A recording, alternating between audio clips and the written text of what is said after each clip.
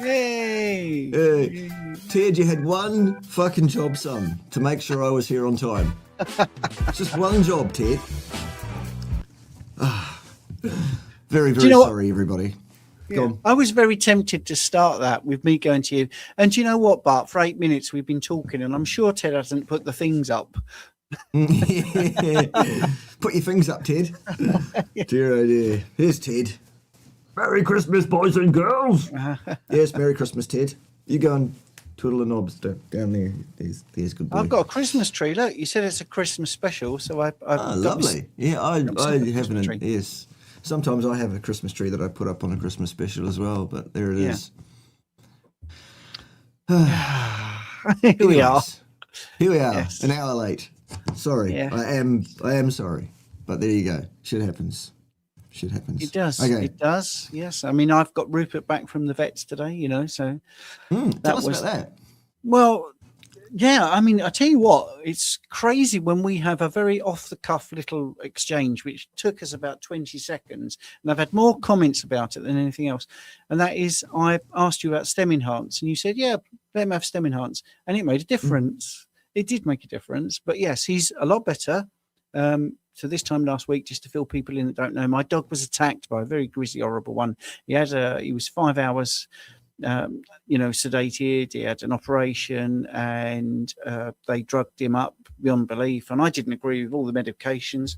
And when we got home, it was quite evident he didn't need them because he's fit as a butcher's dog and raw meat carnivore. And I asked you on the live because it was literally, I think, this time last week. And I said about stem enhance, and you said, yeah, pets have stem enhance.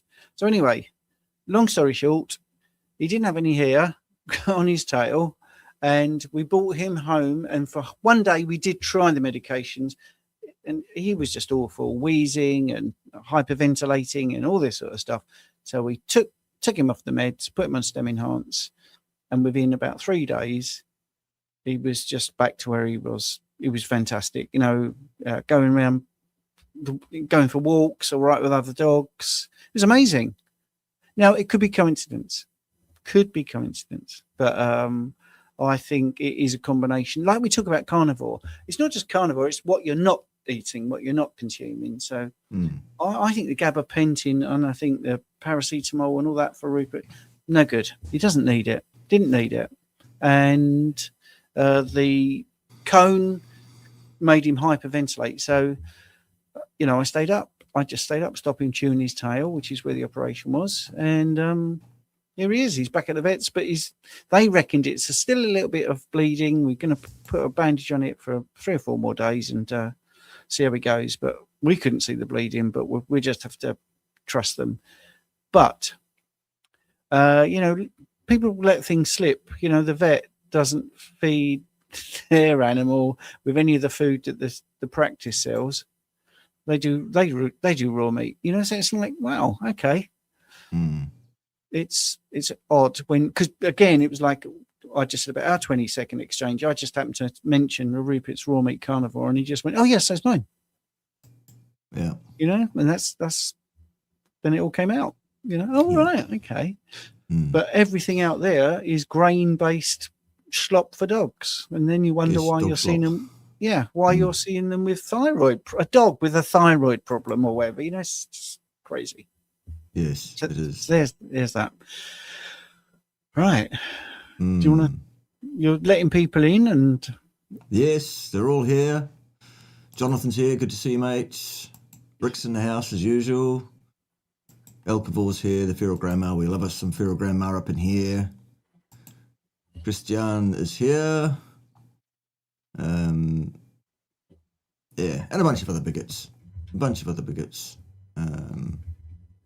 Including one master, air marshal, I should say, not master anything, including one air marshal who apparently is in New Zealand and hasn't found the time to come and visit Pimbatia, even though he should be here in the first place because he's never been granted leave.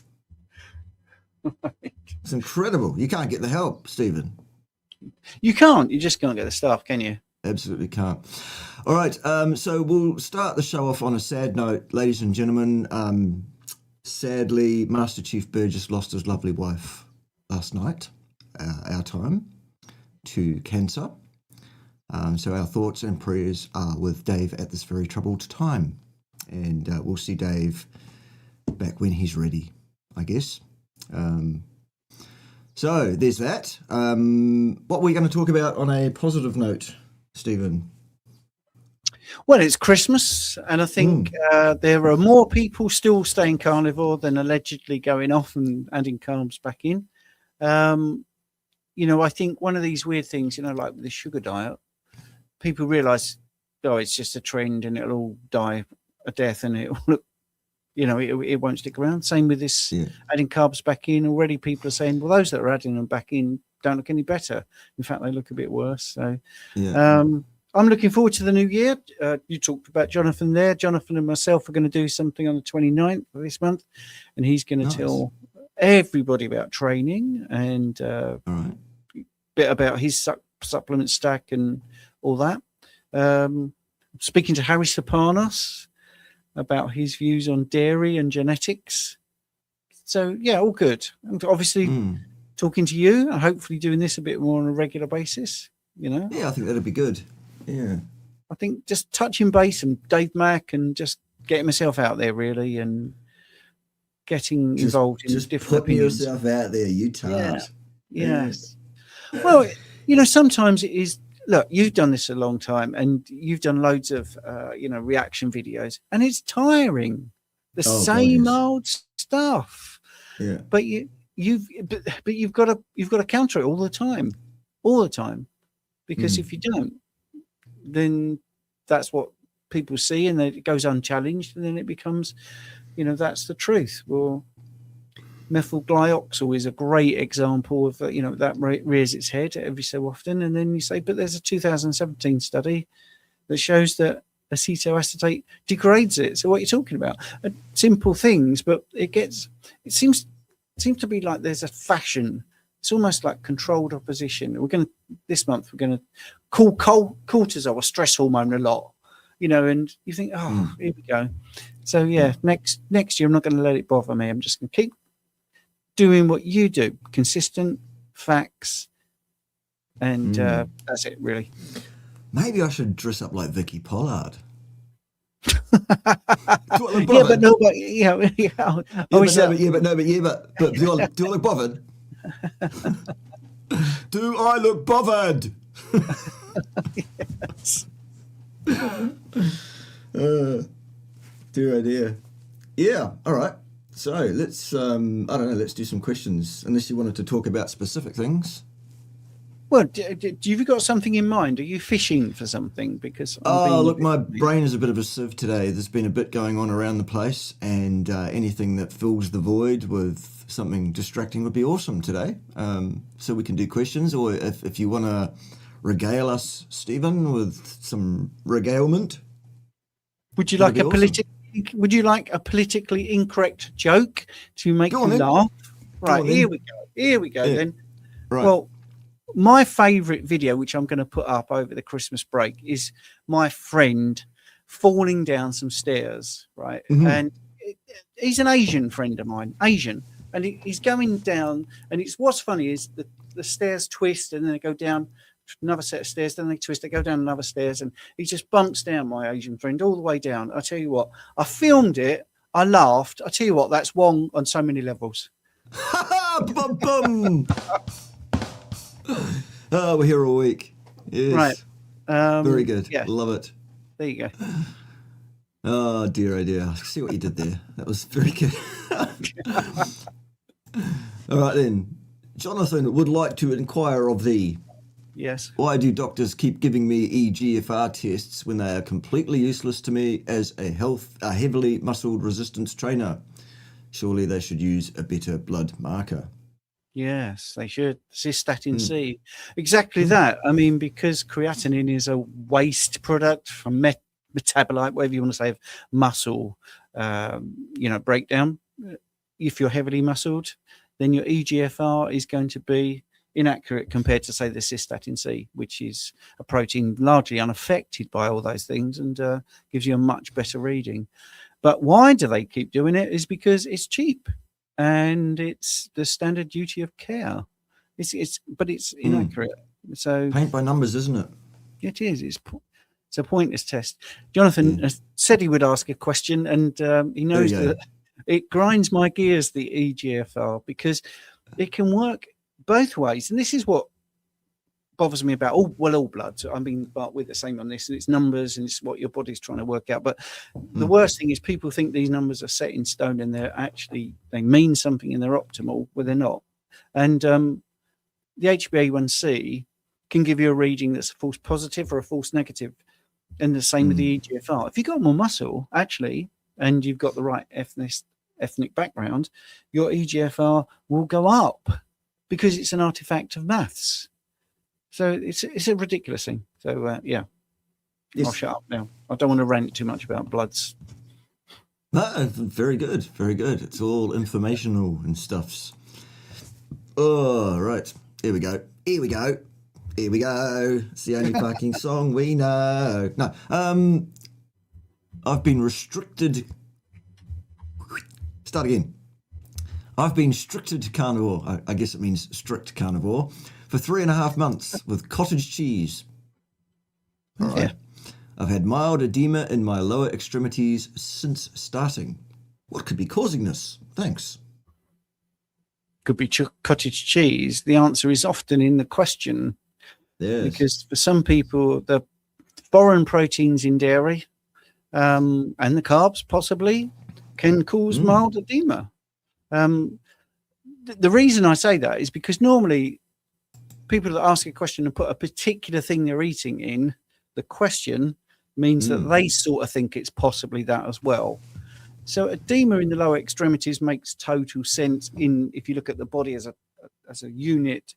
That's where gravity is at its strongest. So everything's got to push up. So most people, they do get any edema, it's going to be in their legs and their lower extremities because, that's where the hard work is or the hardest work. Yes. But if you have a food that you feel is slightly inflammatory, which dairy is, it's possibly that. It's really that simple. Some people don't do well on dairy. Yep. Happy with that?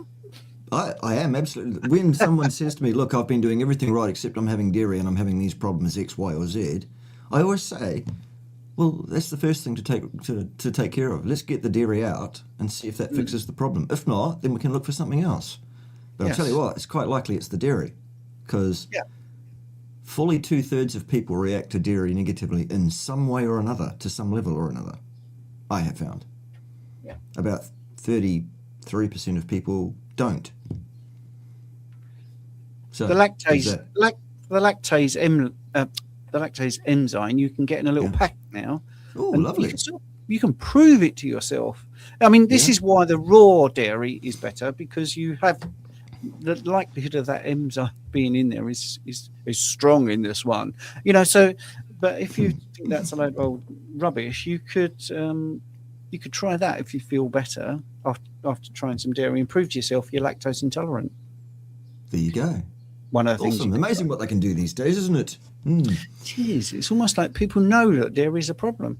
All right. So thank you to whoever that was that just sent some sats. We just received 11,666 sats from somebody. Thank you very much. Keep the sats rolling in. Yeah. And if you don't know what I'm talking about, well, you haven't been paying attention. Just like I wasn't for 15 years. It's all about the bitcoins now and the sats. This is what it is. So sats are satoshis, and they are the smallest divisible subunit of a bitcoin. Did you know you don't have to buy a whole bitcoin, Stephen? I did not. This is an area I know very little about, to be honest. Educate me if you like. You can help me. Oh, well, in short, the too long didn't read, the Reader's Digest version goes like this. Money that is money by decree, i.e. pound sterling, the greenback dollar, the New Zealand dollar, the Australian dollar, the Canadian loonie, whatever it is, all of those forms of money lose their value over time by design. How does that happen? The government prints more of it, meaning that the stuff that you've hoarded together is worth less, has less buying power, and one of the major results of all of this is a thing called inflation, where the prices of things go up and up and up and up and up. So even if you do all the right things and save your money and stash it away, it's going to lose its value over time, because all fiat currencies tend to go to zero at some point. Right. Bitcoin is an electronic means of transfer of funds. It is a currency and can be used as a currency, but it's also being used currently primarily as a store of value. And the value of it is, one, it has a limited supply, an absolutely limited supply of 21 million Bitcoins ever, and not 21 million and one. So there's an absolute cap on it. It cannot be printed. It cannot be recreated without destroying the system. It's a secure way of storing value and also in transacting funds from one person to another. It is a means of funds transfer and storage of value that no government can get at, and nobody can take it from you. Unlike money, gold, property, belongings, or anything else. This is an absolutely immutable, inviolate, completely secure form of doing all of those things.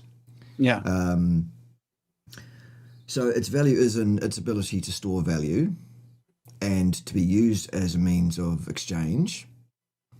Why is it valuable? It's valuable because it's decentralized and no government can have any control over it. They cannot tell you what to do with it. They cannot take it from you. Unlike things like, as I said, gold, like in the 1930s, the US decreed that all citizens must return their gold for a set price. Compulsory acquisition, for example. Things like the government deciding, the US government deciding, as it has just done, again, to print several trillion more dollars from nowhere, not underpinned by gold, because the US hasn't been on the gold standard since 1971. Right. And to be a part of the global fiscal group of nations, you also have to be not on a gold standard. So not only did the US make their own rules, they also make the rules for everybody else, apparently. So apparently all the smart kids, all the clever kids, are doing what's called stacking sats, which means instead of putting your money in the bank, you put it in Bitcoin, which does absolutely have a volatile price when that is compared to the price of the Great British Pound, the New Zealand dollar, the Canadian loonie, the US greenback, whatever. Absolutely, yes, that price does go like so, but actually over time, over a long enough period of time, 3 years, it goes up quite remarkably. And the clever kids are saying it's going to continue to do that, unlike cash, which is not going to. So that's where it's at. So I'm onto it. I'm saying, right, I don't want your dirty fiat money anymore. I want your sats. I want your sats. I want your sats. Yeah. So that's it in a nutshell. There's much more to it than that, obviously, but that's just a very, very quick brush over. Excellent. We can talk about that more in the background if you like, Stephen. Yeah, that's more to do with well, you know, when we talk about carnivore, it's not just about carnivore. It's about other things. People in this space talk about grounding or light management, you know, and then they get into. And I used to think this was not true when I first joined MeatRx, Sean Baker. I thought he was too political. But then you realise that food is politicised, you know, and absolutely, yeah, you know, and then your autonomy with your own money is eaten away. Your message. Seriously, I know that my messages in WhatsApp are looked at. I know that, and not in a good way, by the way. Not to keep me safe. Yeah. And not only that, but I mean, if you want to go down the political path just a little bit, when we have a look at what's happening around the world in terms of freedom of speech, freedom of expression, freedom of information, freedom of access to the internet even. In Australia, they've passed a law saying under 16s can't be on social media. And Wow. obviously there's a challenge to that in the High Court in Australia because obviously that's a breach of human rights. And so there's a big shitstorm over that. The UK obviously are not doing great things with, well, anything politically at the moment, frankly. That's a shit show. We won't even go there. So if you are the sort who's like, oh, it'll sort itself out and it'll all come right sort of thing, the new year's coming, it'll be much better next year, then I think you need to pull your head out of your ass, frankly, if you're of that opinion. You the viewer, that is. And your master chef, Mr. Burgess, is in the house, by the way. Oh, Dave. I'm so sorry, Dave. I'm glad that you're here. And we're all here for you. Absolutely, we are. Oh, boy. Yeah, you see, it puts it all in perspective, doesn't it? You see? It really does. Yeah, it really does. All right. So, if you think it's all going to be better next year because the new year's coming, pull your head out of your ass. It's time that we all acted together and pulled together and did the right thing. So that means we're all going to, after this show, if you haven't already, you are going to set yourself up a hot wallet for Bitcoin. Okay? That's your mission after today's show. Every one of you, if you haven't got one, we're going to start with what's called a hot wallet. Eventually, you're going to need a cold wallet if you're going to store any amount of sats safely. But in the meantime, a small amount you can keep relatively safely on a hot wallet. I'll let you do the background homework yourself on what that is. Basically, it's an app or a program, or it's a wallet that resides online but keeps your security keys relatively secure. And you can buy Bitcoin from an exchange, or you can have it sent to you by your lovely supporters who want to use this here code here to do that with. That's what you do. And those coins arrive in your wallet, and that's how it works, basically. And then you save some and you spend some on things that you can spend things on, because not everybody takes Bitcoin yet, but we're working on it. It's an adoption curve thing. But what we want to do is basically take back our own self-sovereignty financially and every other way. Also, you need to know that there's a new version of the interwebs that's in development that we'll be rolling out. A lot of people don't understand that the current internet that we have available to us is called Web 2. It's the second generation of the web. There was a first generation that was purely a read-only thing, where people could reposit information and people could just read it, and that was all it did. And then they rolled out the web where that you can interact with it and you can upload things and blah-de-blah-de-blah. It's all centralized, though. It's all controlled by them. They. Yep. Web 3 is going to be decentralized. It's going to be a blockchain thing once they get the technology sorted so that the thing will actually work properly, which means it'll be under nobody's control. Hurrah! We like no control, don't we? Yep. Yeah. All right. My cholesterol is up. Oh, fuck, here we go again. Doctor had a mentor. Well, they're compelled to. They have to. That's their job. I asked for a CAC, wouldn't do it. Gave me a letter to a dietitian saying I need help with a healthy diet. Oh, my God. He didn't ask what I eat or anything, or even take my BP. Right, so you've got high cholesterol. Your diet's at fault. A dietitian is obviously the right person to talk to about that. And don't talk to me about this newfangled CAC nonsense, for goodness sake, and I don't think I will bother taking your blood pressure. Off you pop. That doctor ought to be struck off. Yep. That is not a reasonable standard of care at all. No. That is appalling. I'm sorry you went through that, Lorraine. That's just appalling, isn't it? Yes. Somebody was asking about, have I heard of Ren? Would be that bloke that wrote that song called Hello Ren or something like that. I have heard of that person, if that's who we're talking about. And a brilliant artist, okay, if you say so. He struggles with Lyme disease. Do you think you could help him? Possibly. If he reached out to me and said, "Can you help me with Lyme disease?" Maybe I could. Maybe. But he hasn't done. So, probably doesn't even know who I am. Do you believe that, Stephen? There are people out there that don't know who I am, like Paul Saladin. I don't know. He doesn't know who I am. I know, because 3 years ago when he was on your show, actually talking to you, it was so obvious that he didn't know you. That's right. Such an idiot. Either that, or his memory has failed him because of all of those carbs that he's fried it with. Yes. I mean, just to answer that thing there about Lyme disease. I mean, the medical profession, it's all about antibiotics to kill a bacteria, but carnivore deals with the, if you're going to look at symptom management, we could flip this round. You're saying, well, actually, carnivore deals with the symptoms. Anti-inflammatory and systemic inflammation goes down.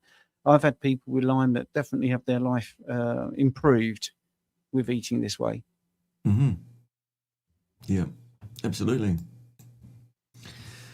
All right, Nikola Josic, one of the best NBA players. Okay, if you say so, I don't follow that game. Doesn't have a six-pack. So what are the six-packs for? Well, he does have a six-pack. You just can't see it. That's right. We all have one. It's anatomy. Can't see it, mostly. Yeah.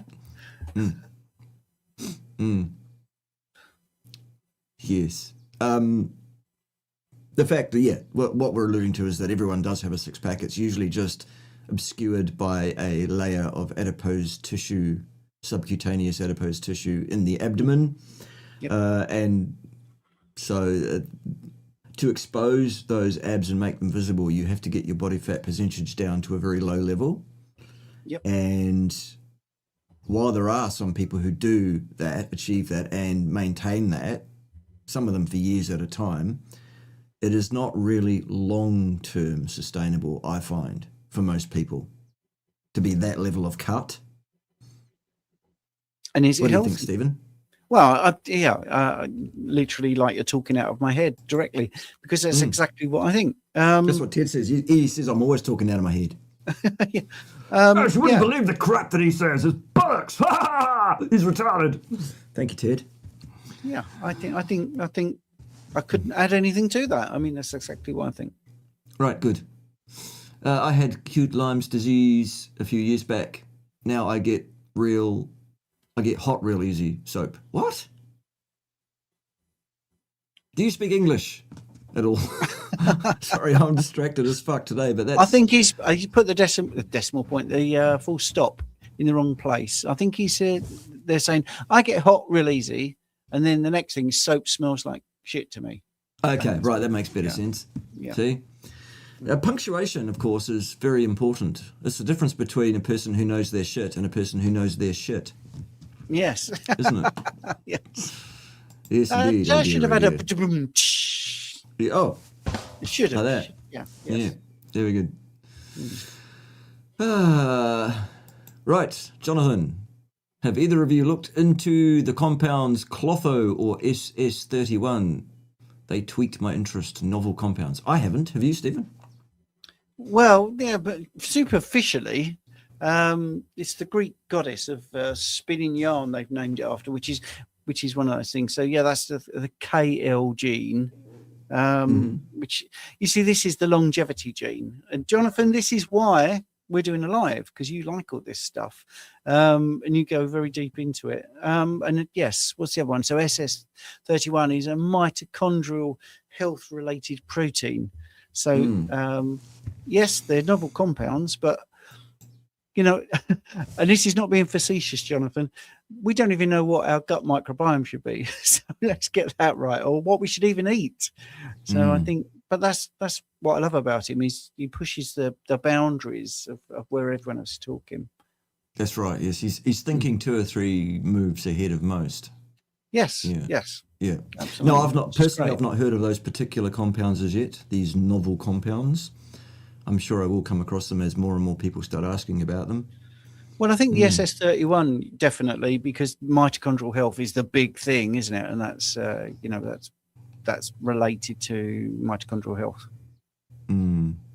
Yes. It's a peptide. Anyway, right, let's go into the next question. Right, let's do that. First of all, thank you for the $50, your dirty, dirty fiat money. We'll take it. We'll take it. Until everybody gets their act together with Bitcoin, we'll still take the dirty, dirty fiat money. We do appreciate it. Thank you very much.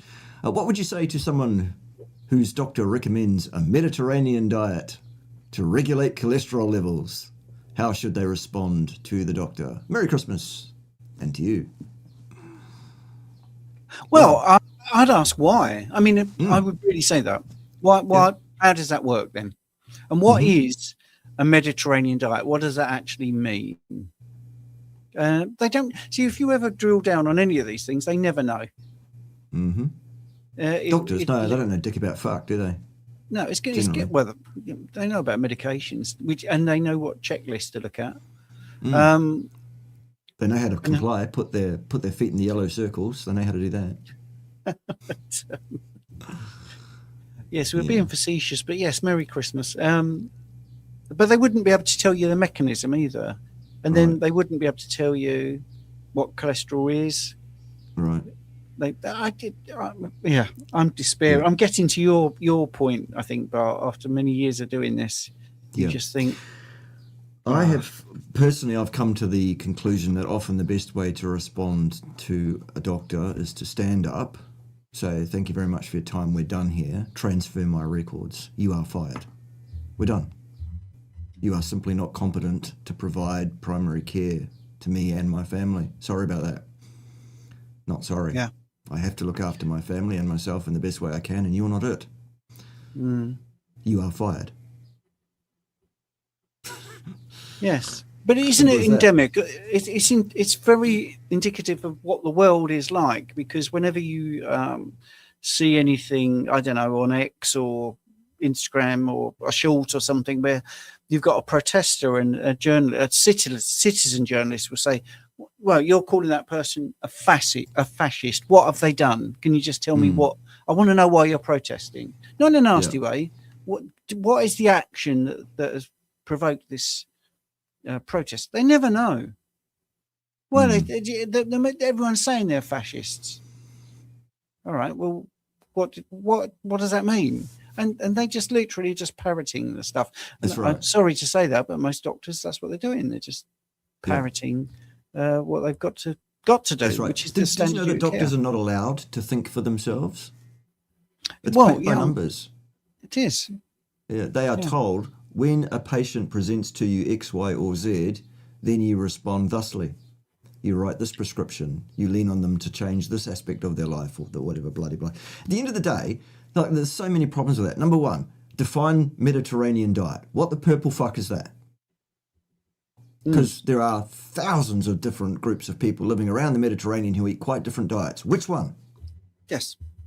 Number two, will that in fact regulate cholesterol, given that the diet has very little effect on cholesterol levels chronically? Actually, 80% of the cholesterol in your body at any given time was synthesized by your body, irrespective of what food you eat. And thirdly, even if it does regulate cholesterol, upwards or downwards, who's to say that's required? Show me the evidence that elevated cholesterol, for example, is a problem, because it does not exist. Still. Yeah, and you know, the wonderful thing about the body is the negative feedback. And both cholesterol, if we're going to say cholesterol, which it isn't, they're always talking about low density lipoproteins. And we can also look at cortisol, same. This doesn't seem to be understood. There's a feedback where they regulate themselves. Well, it makes total sense that they do. And that's a mechanism that we know. We know how it does it as well. So one of your least favorite people, but I do think this particular phrase is excellent. Dave Feldman says, why would the liver do something to kill the heart? Right. Well, that's how you look at it. The liver is making this stuff. Why would it do that to go and mess the heart up? It doesn't even pass the scratch test, does it? It's not common sense at all. No, it's illogical. It's completely illogical. Yeah. Cool. All right. Merry Christmas, Coach Casey. some more incoming dirty fiat funds, which we'll still take, and we're still grateful for. Thank you very much. What are your thoughts on SIRS? Well, I think it's one of those things which we said earlier is carnivore's great, but there can be you can be thinking carnivore's not working for you, and it could be your environment actually that isn't working for you. You're not taking notice of, non-native blue light or whatever, and chronic inflammatory response syndrome is a thing.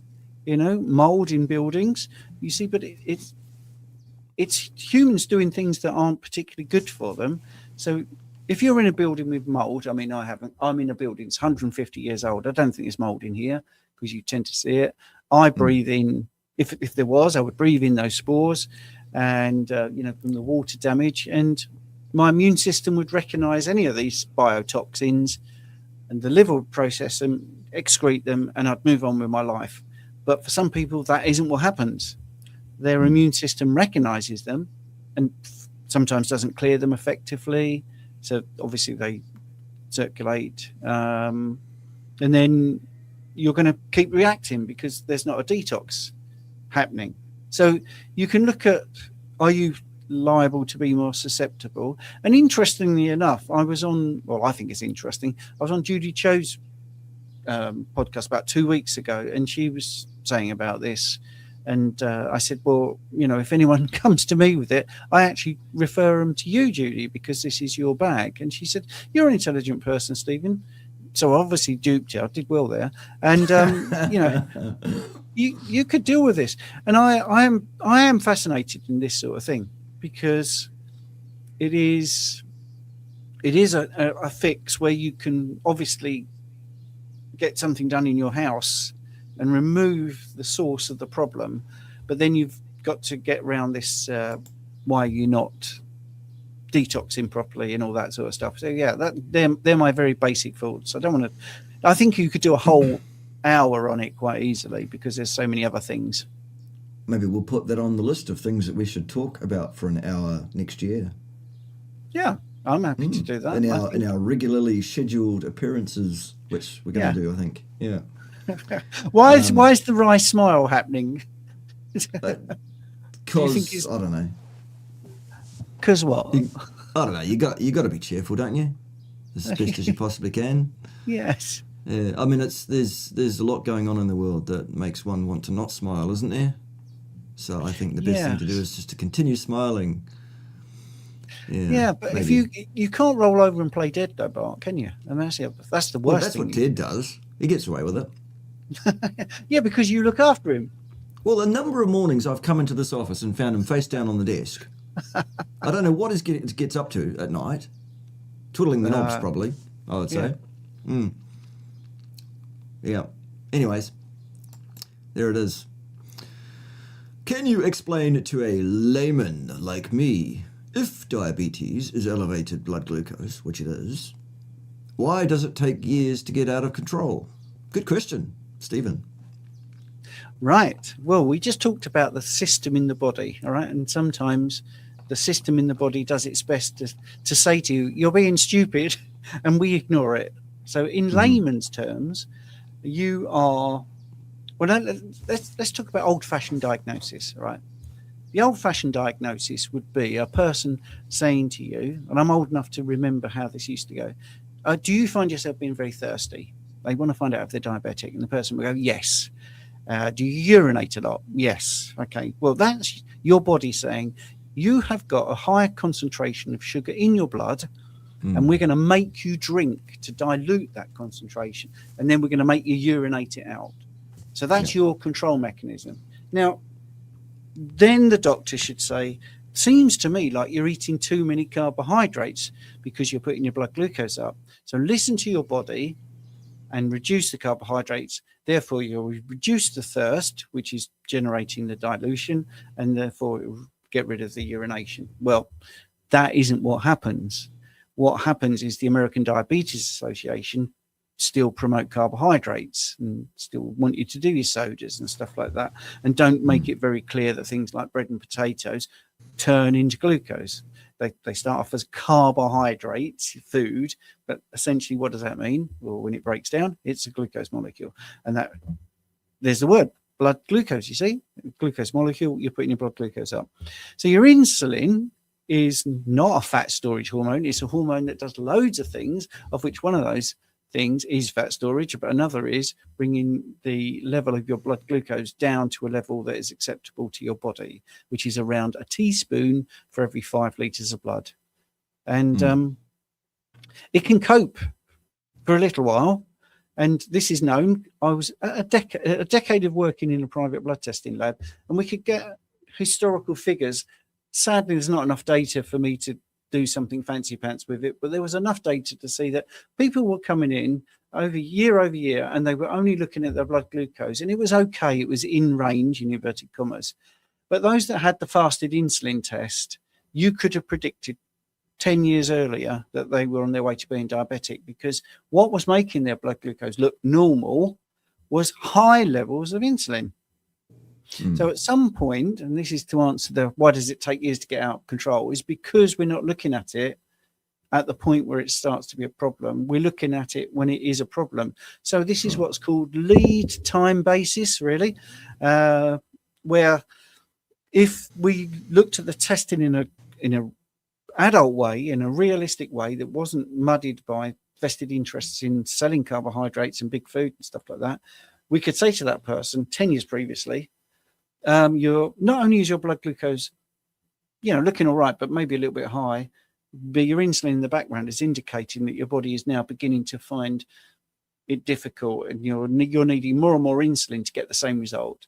So maybe you need to pull back on the carbohydrates. Simple. Yeah. Hopefully that was layman's enough. I got it. So it must have been. All right. Do you know any solutions for histamine intolerance? Yep. Go on then. Am I doing all the answers? Right. Okay. Yeah. Yeah. Okay. Why not? Well, there's two ways to look at it. And firstly, don't ingest them in the first place. So if you're looking at aged meats, anything that's alive, and this includes plants, by the way, will start to produce histamines. The longer it's been dead, the more histamines there will be. So when you see 28-day aged ribeye, wow, sounds good. Might have a lot of histamines. So if you eat it and you have a reaction, it's sort of that. Cheeses as well that are aged. So the first thing is inputs. Look at your inputs. And then what happens to histamine? It gets degraded by an enzyme called DAO, diamine oxidase, and it sometimes is lacking in some people.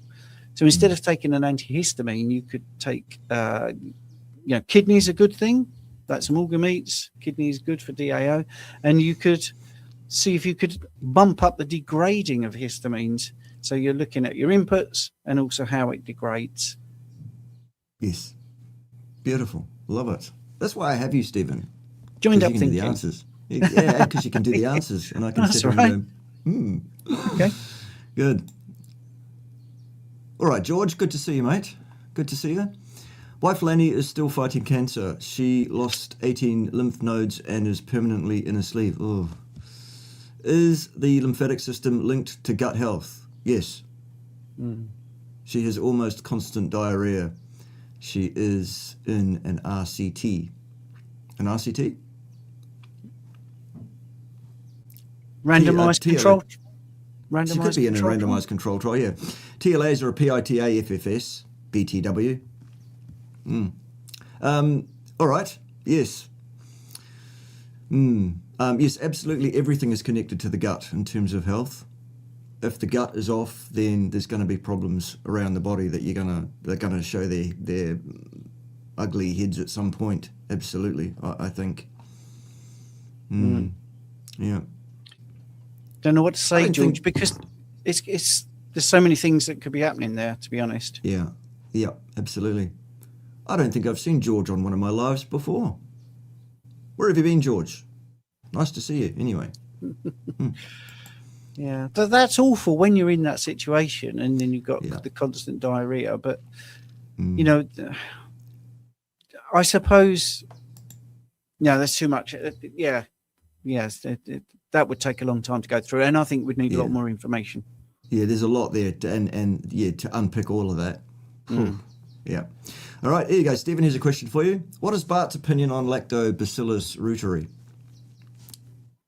You're here to do all the answers. I can't answer what You're here your to do the answers, mate. What is my opinion? No, okay. All right. My opinion on all forms of, shall we say, additional biotics or indeed probiotics are that mostly these things are completely unnecessary. Mostly it's Russian roulette a bit because we, as Stephen quite correctly said not that many minutes ago, we know more about the surface of Mars than we do about the microbiome, how it should be, what it looks like, actually. And the whole idea of like pre and probiotics is laughable because actually everything you put in your mouth and swallow is a probiotic, isn't it? Because it comes with its own flora, absolutely everything. The best way to optimize your flora for an optimal diet for a human being is to eat the optimal diet for a human being, I find. Yes. I wouldn't bother with such things like... I'd save you money for things like Cerule Stem Enhance, Cyactive, and Plasma Flow. They're the kind of supplements that are not nutritional supplements. They are more nutraceuticals that have a set effect on the body, a known, predictable effect on the body, unlike Lactobacillus, which doesn't. Because for some people it's great, and for others it's disastrous, actually, to mess around with your microbiome. Do you have any different opinions on that, Stephen? Not forgetting the law here about hate speech. Well, disagreement with me is defined as hate speech, by the way, for those who don't know. I've written a Substack that's coming out, I think, Boxing Day, which addresses all of these things, based on the fact that some people are reintroducing fermented foods and thinking it's going to be a game changer. And I think you're exactly right. What we eat is what is going to present as the pre-building blocks of your gut microbiome. And as I said recently, I had an advanced gut microbiome test done myself, and it was fantastic. It was ideal. It was great. The beneficial bacteria was fantastic, like you say, but do they really know? Of course they don't really know. My bad bacteria, well, that was not even found, so that's obviously ideal. And they said the diversity was ideal. And then when they marked my diet, they gave it 0 out of 5. And I actually wrote to the lab and said, well, that's impossible, because surely the diet has made those results. Right. They did not write back. It's complete cognitive dissonance, isn't it? Yes. Yeah. It's incredible. And even people that struggle with when I say this, I say, well, look, I'm not saying they should give me 5 out of 5, although I think they should. The point is, if you get 0 out of 5, what you're basing it on? Well, that is obviously not a clinical judgment, because you've just told me my gut microbiome is the best you could see. So it physically cannot be 0 out of 5. It can't be both, can it? No. And they can't even see that both logic. ways. Unless you're Ted. He likes it both ways, don't you, Ted? That's what she said. Yes. Indeed. All right. What are the plans for Christmas Day? I shall be going bar and humbug. Pim shall be going bar and humbug, and the 2 puppies will be going bar and humbug, and woo, woo, woo, and You've inadvertently this question, because alcohol could be the bar and the humbug could be the dessert. Yeah, no, we won't be doing any of those things. Really. I mean, we actually don't pretty much pay any attention to it, frankly. Well, I'm out for Christmas. I'm out for Christmas dinner, but we did a dinner dance thing.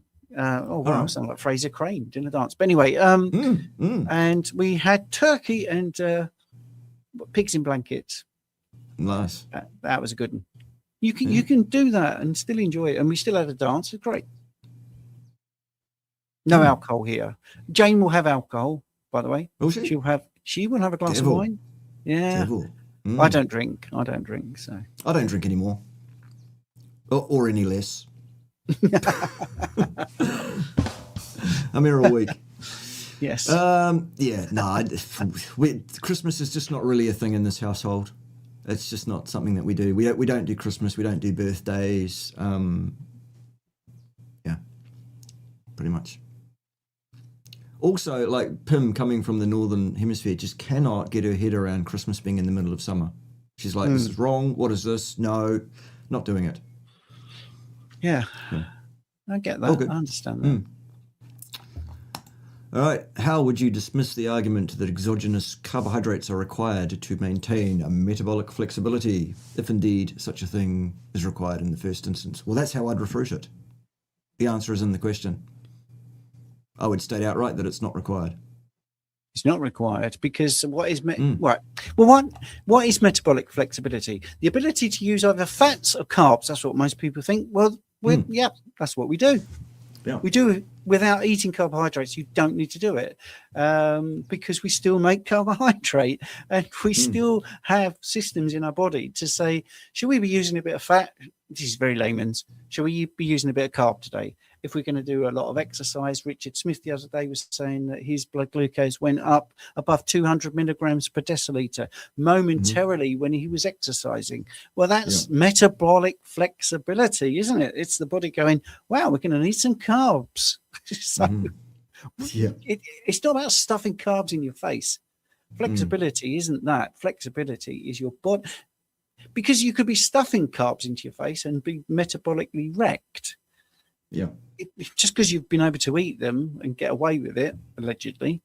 Sorry, I'm going to rant here because it's such a ridiculous notion. Such a ridiculous notion. We are flexible because we do run on fats and carbs. That's what we do already. You know. Yeah. Exactly. What's not really flexible is what is it that makes up the ideal diet for a human being? That's not really that flexible. There is some flexibility, but not that much. No, the idea that we need to maintain flexibility of intake is a fallacy. We don't. What we need to do is eat a diet that's appropriate for our speciation, ideally, or as close to that as we can attain and maintain throughout the life cycle. Bitcoin can be lost. I lost some. Yes, you can lose it. If you lose your keys, the key, by the way, the keys for any given amount of Bitcoins are the phrase, the set of words, 12, 20 or 24 words usually, English words that are chosen that are a way to recover your wallet if your physical wallet gets lost in the case of a cold wallet, or your computer crashes in the case of a hot wallet, or whatever else. The keys are the things that give you access to the coins on the blockchain network where they reside. If you lose your keys, you lose access to those coins, yes. In the same way that if I lose this, Rick, if I lost that, I would no longer have it. This here is no safer. In fact, this is worth even less than Bitcoin because this is a US greenback dollar, well, 20 of them actually, and its value sitting here on my desk, here in Pimbatia, surrounded by the communist state of New Zealand, is none. It's a piece of paper here because I can't use that for anything. And even if it was worth something, if I took it to the bank and changed it, it would still devalue over time because of debasement. So yes, absolutely you can lose your Bitcoin if you're not careful with your keys. Be careful with your keys, really. Keep them secure. Don't give them to anybody else. Don't lose them. Don't put them on a piece of paper, for God's sake. You can have all this high-tech, this is my wallet that keeps my Bitcoin safe, ha ha ha, but you don't keep your recovery key secure. Well, there's the point of failure. The weakness is you, not the system. While we're on it, why so much praise for a currency that is 100% useless without electricity and internet, which can easily be controlled by the state? Okay. For Bitcoin to cease functioning, every state in the world would have to shut down the internet. Good luck. A, getting every state in the world to coordinate to do that. And B, that's not going to happen. In today's world, people will not tolerate an internet-less society. Maybe they'll walk into the gas chambers. Maybe they'll line up for the jibby jab jab and tell everybody else that they're killing grandma if they don't. Maybe they'll do those things, but you take their internets away, no porn! We won't have that. Okay, and the same thing about electricity. Well, you can make your own electricity. We do it here. We collect sunlight on some panels and they produce voltage. Also, I run a Bitcoin node from my very own computer here at my own house. And you should too, by the way. The second thing, once you've set up your wallet for your hot wallet for your Bitcoins, those of you that haven't done that, the next thing to do is choose which of the two main varieties of Bitcoin node you want to go with. I'll let you do the homework and make your own choice on that. Set one of those up. Then you have your own private bank, basically. Use a VPN. Probably is a good idea. There's nothing illegal about it, but I would still use a VPN so that your transactions can't be traced as easily. Okay. I mean, yeah, what you're saying there is why so much praise for a form of currency that somebody could potentially take away from you. They could do a wrench attack too. They could come to your house with a spanner and say, I'm going to bang you over the head with this spanner if you don't give me your keys. Couldn't they? It's called a wrench attack. They could do that. In the same way, they could come to my house and take this away from me. Couldn't they? So your point falls flat, I think. I don't think your point has a point. I think you just don't understand what's going on, like most people, and that's fine. It's an adoption curve thing. We're all very early on the Bitcoin thing, even though everybody says, you know, we're not. So, yes, Dave is in the house. We know you're here, Dave. I'm thinking about you. I'm so sorry for your loss. And if you need anything, obviously do reach out. And even if it's just a shoulder to cry on or whatever, we're here for you, man. Now, that's the point of us doing what we do. Because there's always people that need to hear what we're saying. And maybe they're people that don't even comment, but they're watching YouTube. And they might have heard someone say, carnivores, you know, for idiots or whatever, and you being on Bart or me being or anybody being on talking about this could be just what they need to hear, you know. So you know, in times of trouble, you don't know who you're helping. So exactly. I think this, sorry to get a bit deep, but I mean but you just don't know who you're helping. Hey, yes. But I'm sure you can take it. Anyway, right. Yeah, that's what she said. Yeah. So, but being serious. Yeah. Sorry. Yeah, but it is. Yeah, but that's what we're here for. You know, to be helpful and be there when, you know, maybe you need a little bit of guidance or a little bit of support. Because being carnivore, you're a weirdo, aren't you? Everyone thinks you're a weirdo. You know, so absolutely, we're not. We are here for each other. Yeah. Except for Ted. He's just here for his own ends. Right.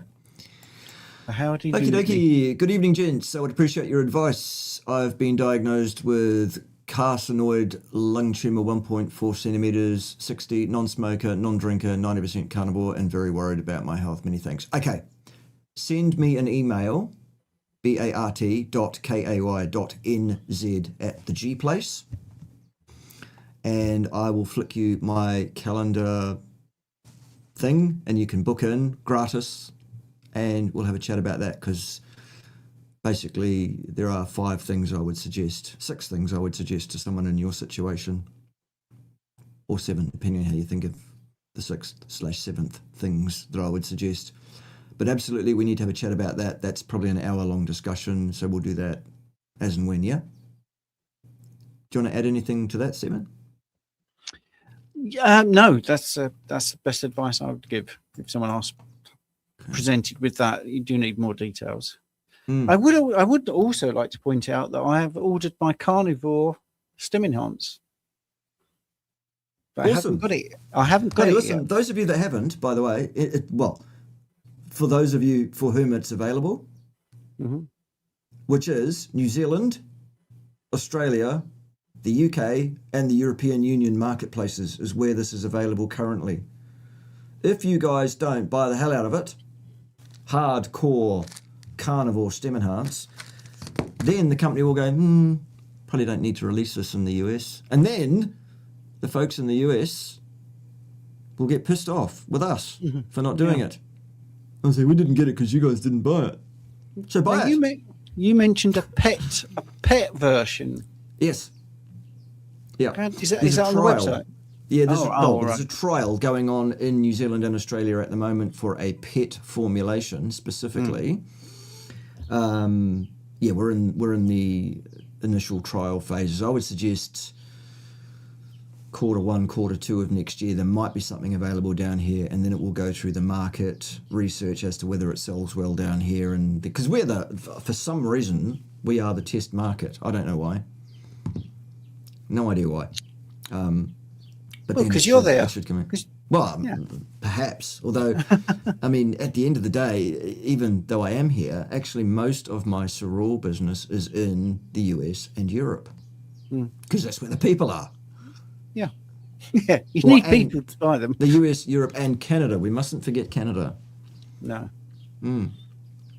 Yeah. Absolutely. One of my favourite clients is in Canada. Yes.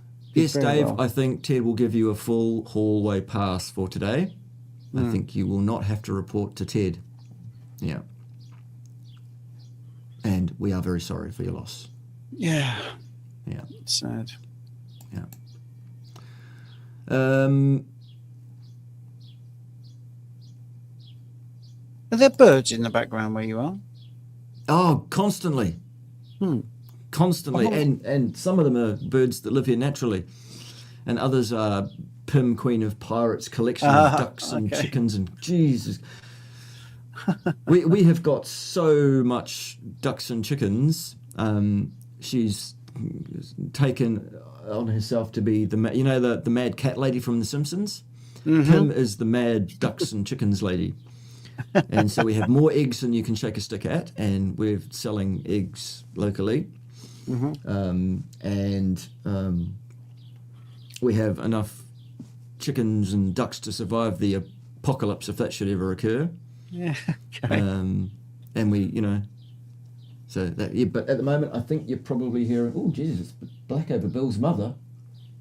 Very black over Bill's mothers. I haven't heard that for years. Yes. Oh, very dark. It looks like we're going to get some weather. The sun is shining here, but just over the way, it's very, very black indeed. Anyways, so you're probably hearing the birds, the natural birds going tweet, tweet, twiddly, tweet. Because it's 9 in the morning now, yeah. 9:05 is what it is. I've spotted a note just to back up what I was saying. I would like to thank Professor Kay, Stephen, and also Richard.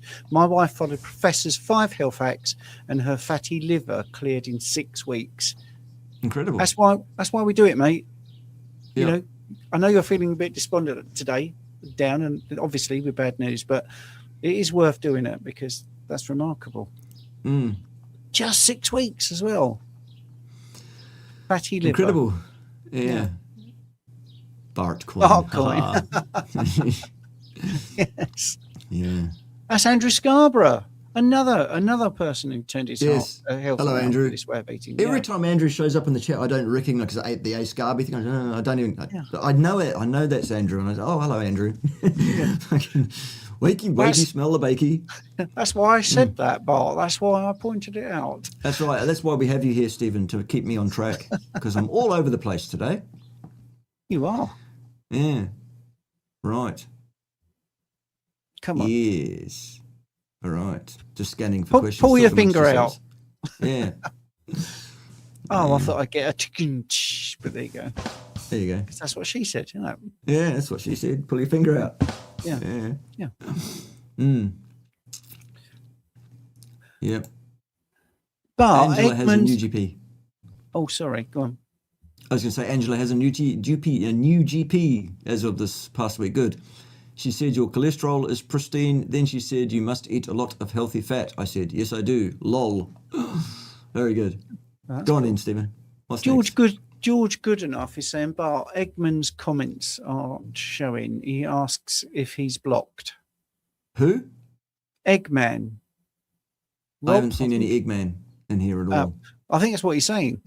Right. No, I haven't seen any comments. There's no on my screen. There are no Eggman comments that I can see. I don't know. Has Eggman been naughty on the channel in the past, or is this yet more YouTube fuckery of some kind? Because I don't get to see all the questions. It seems. Mm. Yeah. Anyway, I'm just trying to be helpful there. Fair enough. Yeah. Does excess iron only oxidize when a person is metabolically unhealthy? Well, do we're you think? talking the Fenton reaction is what we're talking about, isn't it? Yeah. Well, see, the word is excess. You know, excess anything is always problematic. But if you're metabolically healthy, you won't have a system that's overwhelmed.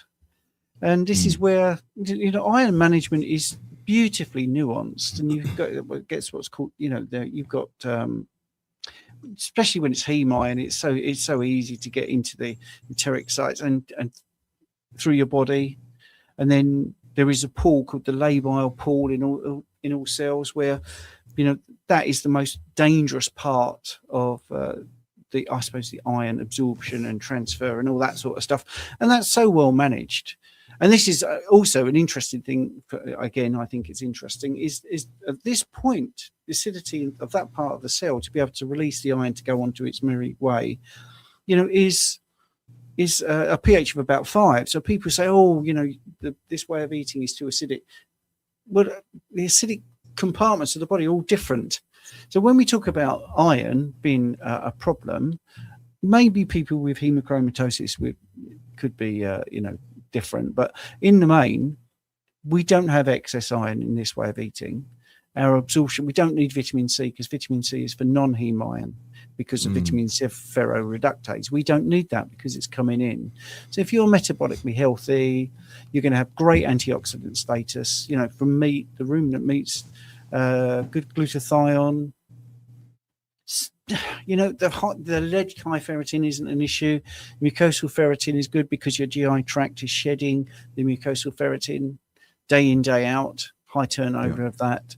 I think the key is the word excess, which is very unlikely in the first place.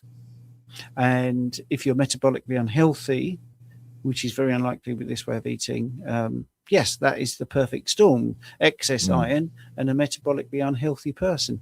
But both of those things are very difficult to actually, you know, have when you're eating this way.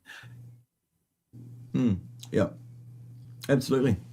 I think also heme iron is much less likely to oxidize than is non-heme.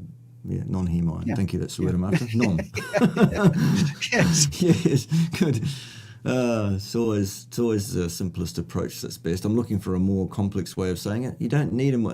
I used to have this when I was doing my first postgraduate qualification. I had a supervisor that used to always correct. I used to come up with all this flowery, you know, really big, totally big long words and stuff. At one point, we were getting the hall ready for a presentation or something, and we were putting out chairs. And I was saying, you know, perhaps we should translocate these pews by means of, you know, swift extrapolation to the general vicinity of the aforementioned premises. And he looked at me and said, "Or we could just fucking move them." Yes. That always stuck with me. Yeah, right. And he used to do the same thing when he was looking through my writing. He'd go, "Jesus, boy, just do you speak English?" That's where I got that from, by the way. Yeah. I think the word you were looking for was ferric iron. But anyway, yes. I always think Brian Clough, a football manager over here, you know, when we have football matches, I don't listen to the chat because I think it's boring. But they over talk about stuff. But my favourite interview with him, Brian Clough, they said to him, I think he was playing Liverpool actually, you know, how do you think you're going to handle Liverpool today? What are you going to do? And he just went, "We are going to try and score more goals than them." That was it. That was it. Very good. Yeah. There was a similar thing in a World Cup 50 over cricket game a few World Cups ago, where the Irish team beat the English team. And after the game, you had the interview with the two captains. And, you know, the sort of interviewer sort of said to the Irish captain, "Well, that was incredible. How did you win that game?"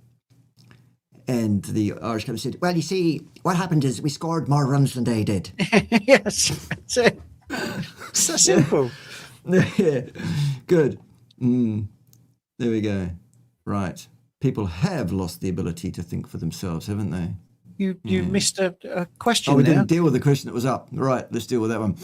I've heard some people say that drinking water before or during meals dilutes the stomach acid, lowering the acidity, but wouldn't Le Chatelier's principle suggest otherwise? Okay, yes, Le Chatelier's principle would work against the equilibrium system as a whole being perturbed. It would still move, but it would move less than you would expect on the basis of the amount of water that you pull in.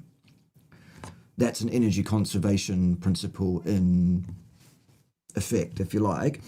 More to the point, the acidity of your stomach at any given instant is controlled very, very tightly by the parietal cells that line the stomach. They have transporters on them, and those transporters are able to move ions across that membrane in either direction. So what they do, if they want more acidity in your stomach, is they pump chloride anions in and sodium potassium ions out, which causes a change in the strong ionic difference of that fluid pool, which leads to more dissociation of the water, i.e. more acidity. Cause and effect. James De Nicolantonio. Fucking imbecile. We've had another series of exchanges by email because he's so very, very brave that he'll only talk to me by email. Where he still repeats the same ridiculous, nonsensical garbage. Again, having lost entirely, if he ever had it, the ability to actually think for himself and understand his destitution of comprehension of basic physics. Just incredible. It's like water off a duck's back. It's like smashing your head against a brick wall talking to imbeciles like that, boy. But And you this see, is an in your imbecile with hundreds and hundreds and hundreds of peer-reviewed publications to his name. yes, but you see, your brilliant answer there is actually you could have said, well, it's not an equilibrium system; it's an active, energy-dependent process, because you talked about the pumps, and Yes. this is the thing about physiology. Yes, it will work and do exactly what you said, and it will get back. There'll be a transient drop, but the body will immediately react to it. And yes, it is that principle, but also there's other principles around it. A physiological principle, not a chemical equilibrium, but also a physiological one. So, yeah, anyway. All right. Dr. James does annoy me with his whiteboards and his assertions. Barkey is wrong. Yes. Yes, but there is a shift, but it's really transient, isn't it? So Yeah, exactly. and dealt with. Yes. All right. Merry Christmas, Jonathan. Cheers for the £2. £2. Yeah, I mean £2. £2. All right. Yes, Dave, good to see you, mate. I think a lot have lost the ability to think for themselves. Yes, including most doctors. They're indoctrinated not to think for themselves. They're not allowed to. Dave's GP recently flipped out and said he had a 3% chance. Again, there's nothing to inform on your chance of anything.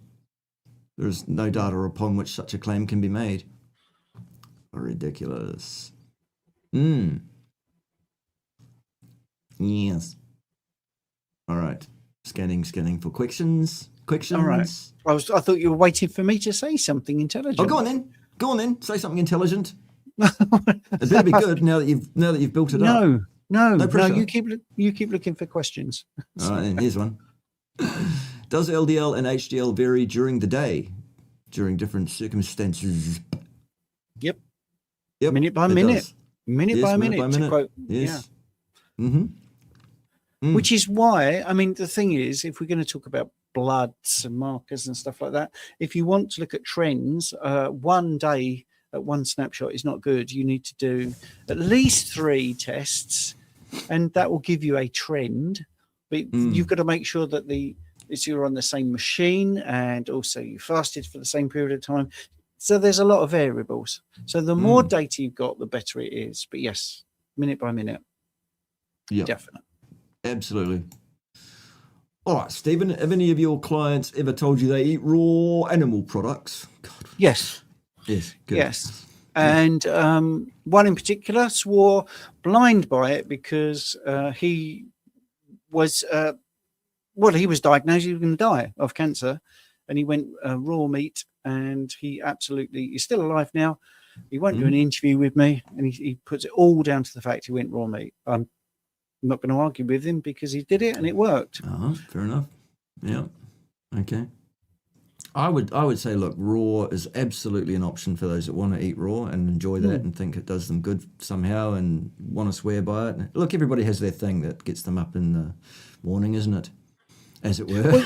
Well, yeah, I think, this is where it's not just about physiology, it's about psychology, isn't it? Because if someone is absolutely convinced it's going to cure them, I'm happy to let the placebo effect, have full force. Yeah. And why would you take that hope away? I know what you're saying, Bart, because personally, I don't know whether it was the fact that it was raw, whether he was just very strict carnivore. But whatever worked for him worked, didn't it? So that's the thing I would say. Absolutely. Yes. Protons and neutrons are composed of quarks. Do quarks have mass? Yes, they do.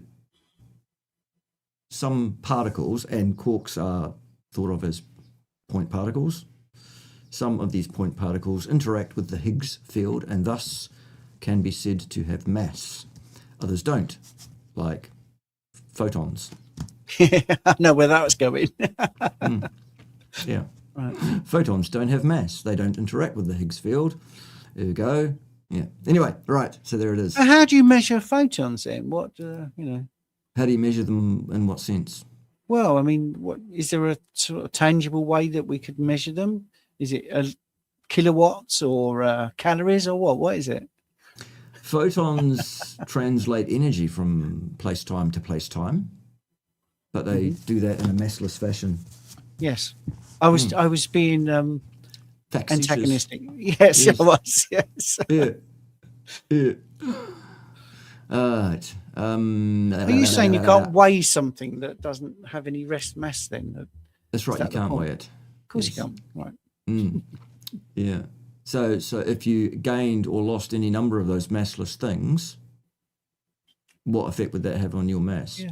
The clue is in the terminology. Yeah. Does the gut microbiome, once adapted to carnivore, produce neurotransmitters at all different from that of someone on a standard diet? Yes, absolutely. The whole system adapts to the situation in which it finds itself. Yeah.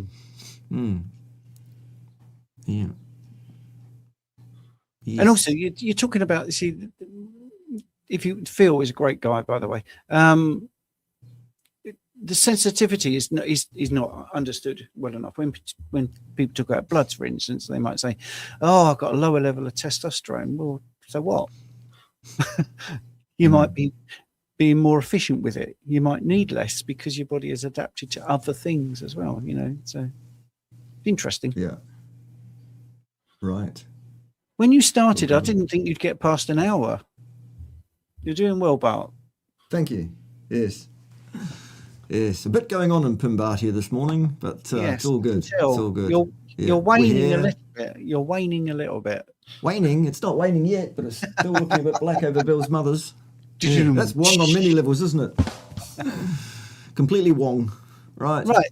Oh, Egg has come up and said, am I visible in this chat? Well, I've just read that, so yes. I still can't see any Egg because I'm not looking at that part of the chat window because I'm a little bit behind, perhaps. I don't know. You're reading ahead, Stephen, because you're up with the play, you see. Sorry. You know what the plan was, which was to score more goals than the other team.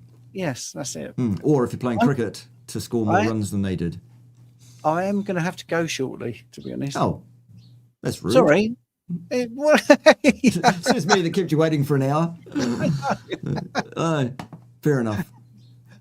Yeah. Yes. Right. Wondering if a primary care doc, a GP, would benefit by pushing GLP-1s. She pushes weight loss medications every time I go.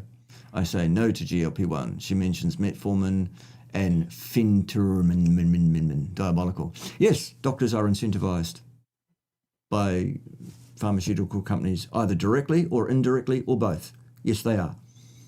Also, Honoraries is one Yeah. of the things they get. yes, I mean, also that's their only tool that they have in their toolkit. GPs, they can write you a prescription. What else do they actually do?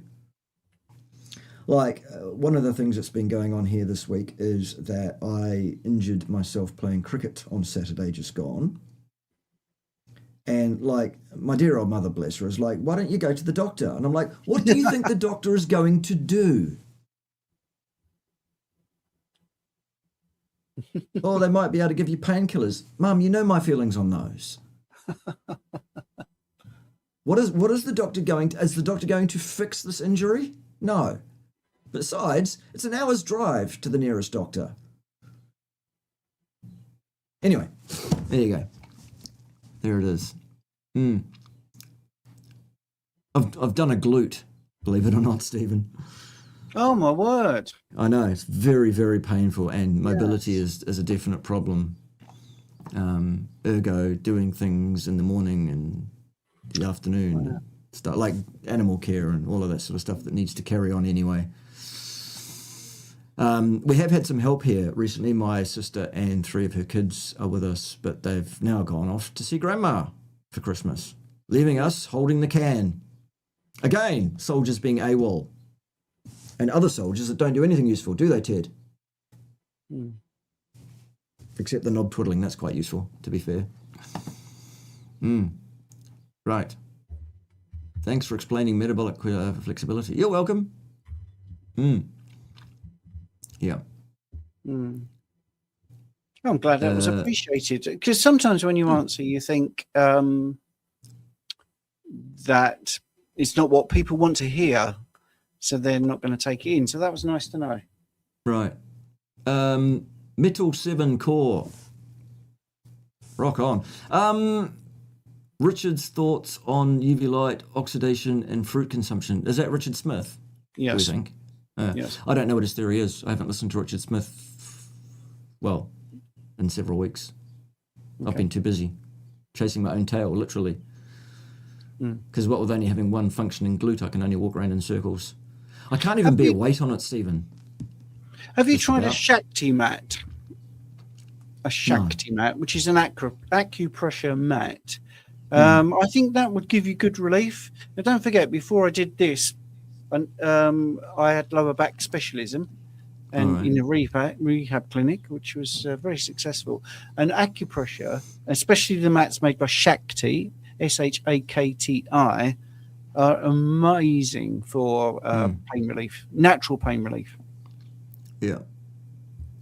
We do have one of those spiky mat things here that Pim has in her cupboard of things in her cupboard. Whips and chains and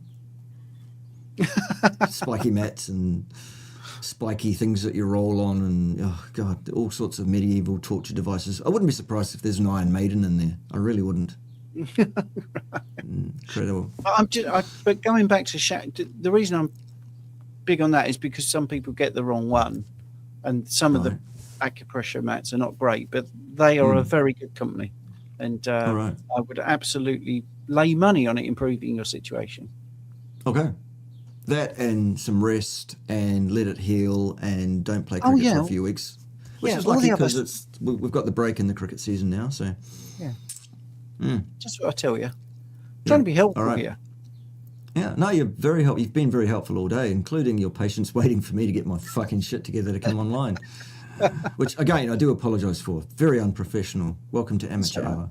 Yeah. That's okay. Right. I cannot confirm nor deny that I have Bitcoin in a cold wallet. Good. It's good not to confirm nor deny that. You shouldn't dox yourself in that regard. What do you think about XRP or XLM? I am led to believe, in my so far fairly cursory look into the area, although I am a quick study, I am led to believe that there are 2 categories of coins, Bitcoins and shitcoins, with the one possible exception that Ether from the Ethereum network may be a viable runner, but everything else is just garbage, I'm told. Don't know. Maybe you know. Sounds like you've been down Me? this rabbit hole longer than me. I don't know. I mean, Josh. Sorry, I'm was gonna responding to Josh D6876. Yeah. Yeah, that's not me. Yeah. Anyway, my doctor may fire me soon. Well, no, you should be the one doing the firing. The doctor works for you. You are in charge. Yeah. Yeah. I decided to inform her on what the literature says about risk. Not amused. Well, who gives a fuck whether they're amused or not? Still facts. There are no studies that can inform you on your risk of anything. None. Not one anywhere. Still. Yeah. Sorry about that. Not sorry. Yeah. Absolute, utter, fucking nonsense. Wrong. I have done enough study to know that. Nonsense.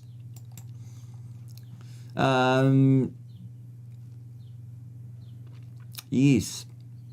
A global currency. Yes. Phil, you're obviously an idiot, Phil. It's nothing of the sort, in fact. A digital centralized currency is able to be linked to such a thing. A decentralized private means of storage of value and a means of transactional day-to-day purchasing, a currency that is decentralized. If it remains decentralized, it does the exact opposite of what you're talking about there. It frees people from that kind of tyranny. That gives you back your self-sovereignty. Okay? I think you need to do the work, because you haven't done at this point. After a whole 3.5 weeks of studying this with every spare moment I've got, being a quick study that I am, I think I can tell you without fear of contradiction from anyone that knows anything about this, that you definitely need to do the work, because you haven't done. Okay? All right. Right. Where do you buy bitcoins? Off a Bitcoin exchange.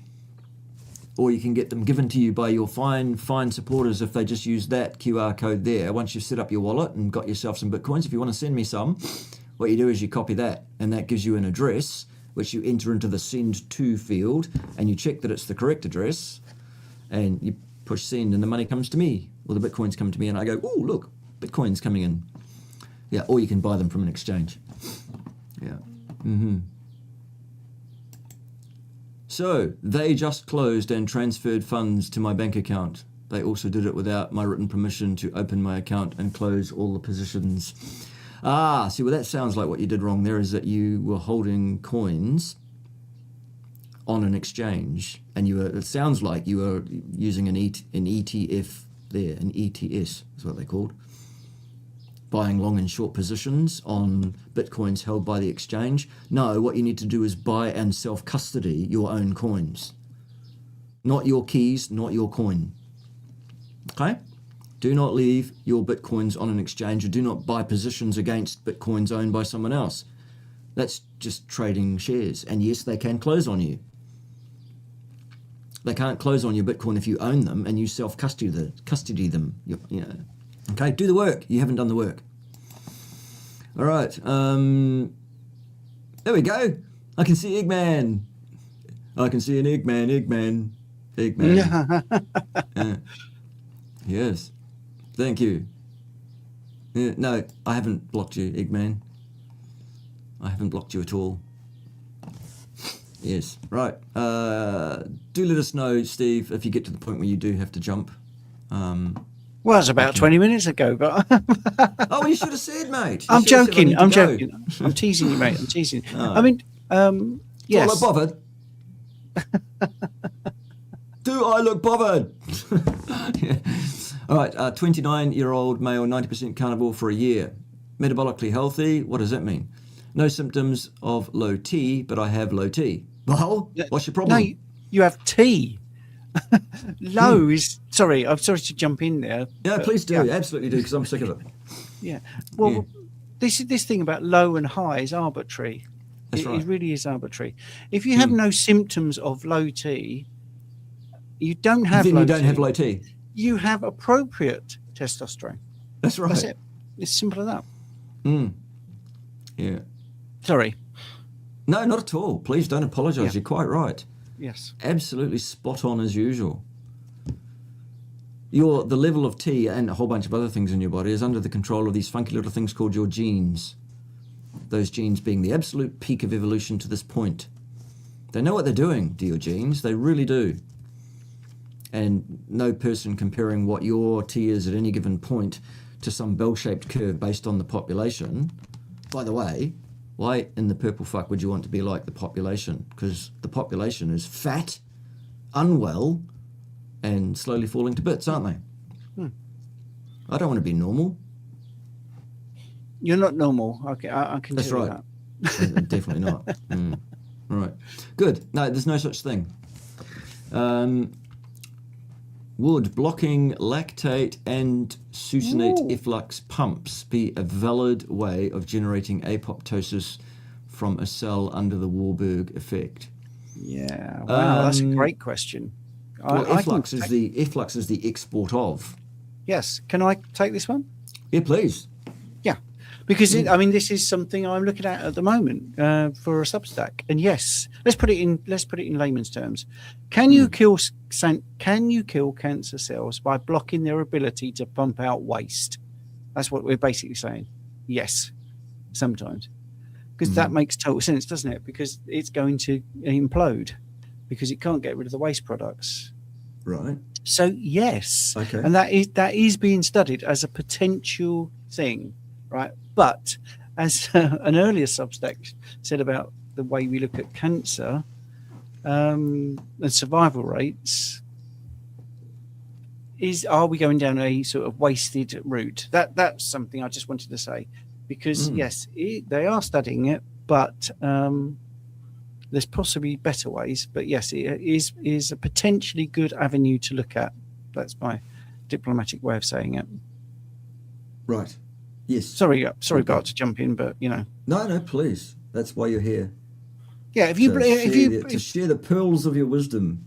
if you block the exhaust of a truck, you know, it's going to struggle, isn't it? I mean, it's really obvious, because waste, the removal of waste is just as important as the inputs. So when we talk about the cardiovascular health, we talk about oxygenated blood. What is the point of the respiratory system? Most people say, well, to bring oxygen in. No, it's to get rid of carbon dioxide. Actually, that's more toxic. So I think if you stop somebody getting rid of their carbon dioxide, they're going to die quicker than if you stop them having oxygen coming in. Yes. Yes. Oh, I like it. Okay. Yep. Yeah. It's another area for the future for the researchers at large to look into, isn't it? To see whether there is some practical application there or whether there isn't. Do you know, Rob? Do you know Egg, by the way? No, I don't. I don't think. Oh, Egg is in this situation and managing it brilliantly. I think if it's a person I'm thinking of, yes. Okay. This guy knows his stuff. Awesome. Great question. Yes. Right. Scanning.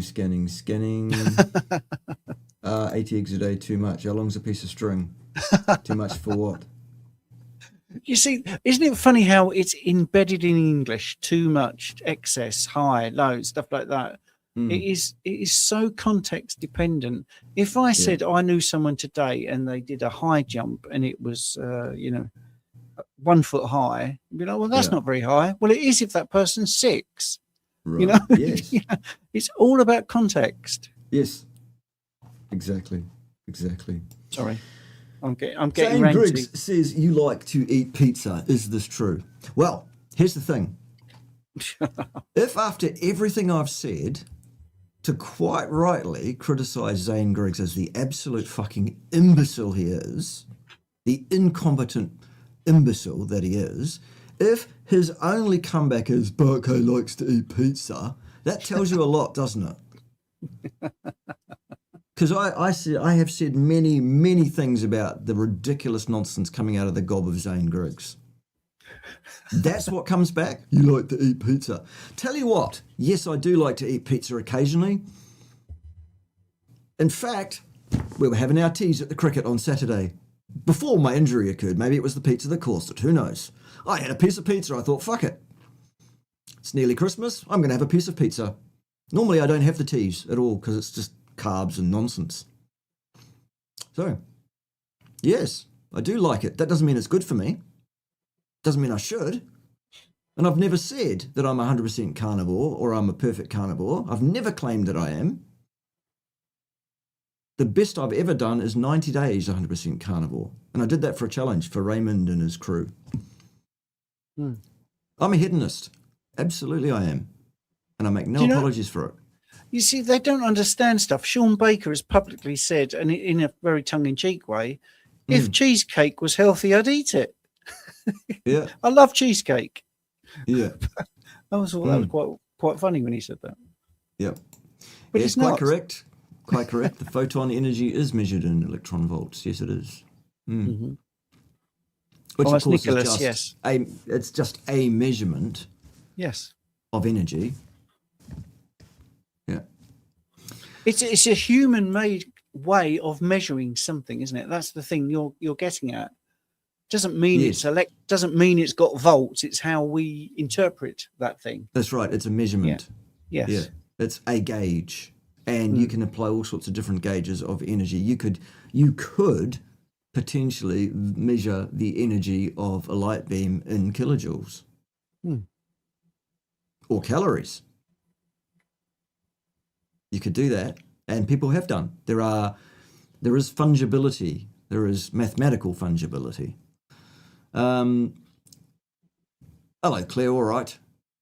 Claire's as a Mancunian, but she doesn't live there. She lives in Australia these days. But I've met Claire. I met her in Adelaide, and the Mancunian accent just doesn't go away. It remains. We love us some Claire up in here, so we do, and it's her coffee that gets her up in the morning, not the raw meat. Right, you're going to do a 90-day challenge without coffee. What the hell for, Claire? What's wrong with you? Why would you do that? Other than it's a poisonous plant alkaloid, and it's a recreational drug, and it's a stimulant, and diuretic. Thyroid. Yeah, it's diuretic. And There's nothing wrong with it otherwise, though, is there? I won't hear a bad word about coffee. I will not have it. Yes. All right. Yes. Okay. Scanning. I think we're getting close. QQQ. Well, we've got 3 questions. Ted, make sure we send out the bill for 3 questions here, because there's 3 Qs. Do we need butyrate on a carnivore diet? Yes, we do. If so, how is it produced if butyrate producing bacteria prefer fiber? Well, here's the thing. If you're eating a very low carbohydrate diet, which you will be if you're eating a species-appropriate, species-specific diet of just meat and animal fat, that will place you a lot of the time in between your 1 meal a day, that will place you in ketosis. And one of the primary ketone bodies is beta-hydroxybutyrate. And even if you're not in ketosis, you can eat butter. The clue is in the butter. Butyric acid is in butter. Okay, so ketones and butter is where we get it from. Isobutyrate. Yes. Yeah. There's isobutyrate as well. Yeah. Yes. Fiber. Yes. Fiber. Right.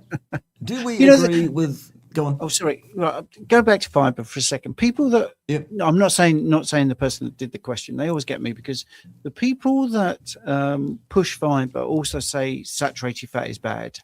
And then they say fiber makes short chain fatty acids.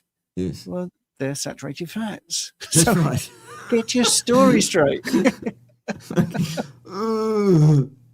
Yes. All right. Do you agree with the alternative atherosclerosis hypothesis that Dr. Malcolm Kendrick supports? Yes. Yes, it does have some merit, is the word I'm after. Absolutely. And there are aspects that he and I could discuss, sure, but at large, as a whole, the model is perfectly fine that he's proposing.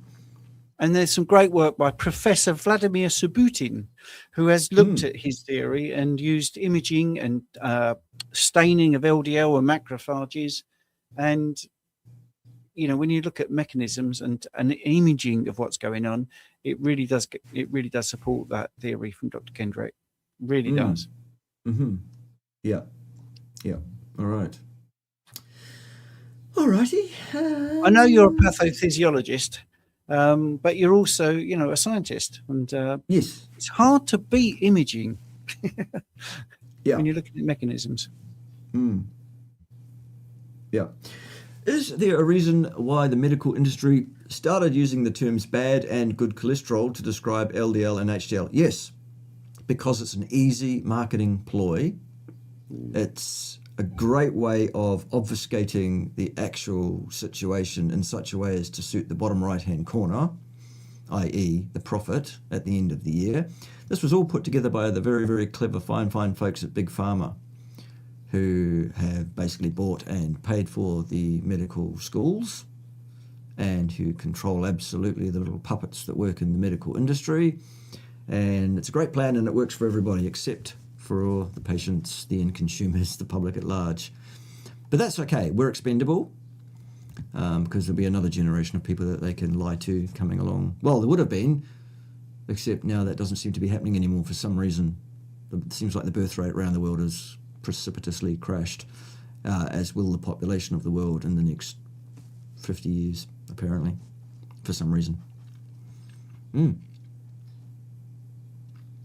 Yeah. What are your thoughts on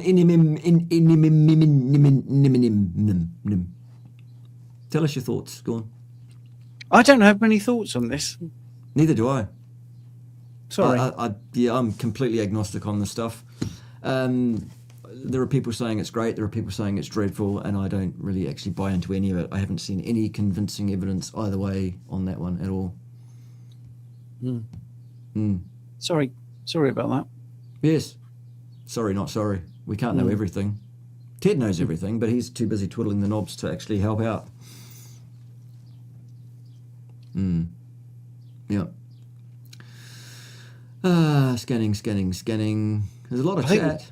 I think we're close to the end, aren't we, really? I think we are close to the end. Chat. Lots of chat. Not too many questions at this stage.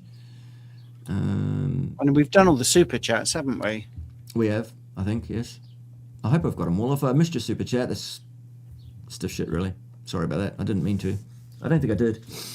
I think I've got all the super chats. That's the main thing. Question. Thank you in advance. You're welcome. What is the preferred salt for you two gentlemen? I've tried Celtic sea salt and I now prefer that. Yes. Bang on. I like Celtic sea salt. The one from the Real Food Company. Let me just get that up. It's the one I buy. Real Food Company. Let's just see if I can find it. Real Food Company. If I can find it, I will tell you. Meet the team. No, shop Celtic sea salt. Oh, I can't pronounce this. Le Grande, unrefined Celtic sea salt. There you go. All right. Yeah, Okay. it's fantastic. Cool. We have sea salt here as well. Basically, the kind of salt I consume is whatever is in the shaker that the magic salt putter in the shaker grinder fairy puts in there. We have at various times had pink Himalayan, we've had Celtic sea salt, we've even had standard iodized table salt at times. We mix it up a bit. Dr. Zaldivar has a thing against men and autistic people. I don't think either of those things is necessarily true, Jonathan. I think that she does present herself in a certain way. So I know why you're saying that. And I fit both criteria. Basically, the reason that Sarah Zaldivar has a problem with me is because she knows damn well, without me even saying so, that I have a real problem with what she's been saying lately. I.e., she's one of these loons who's now claiming that we absolutely must have carbohydrates in our diet. No, still false. Sorry about that. The facts are the facts, though. What sort of doctor is Zaldivar? She's a PhD academic, not an MD.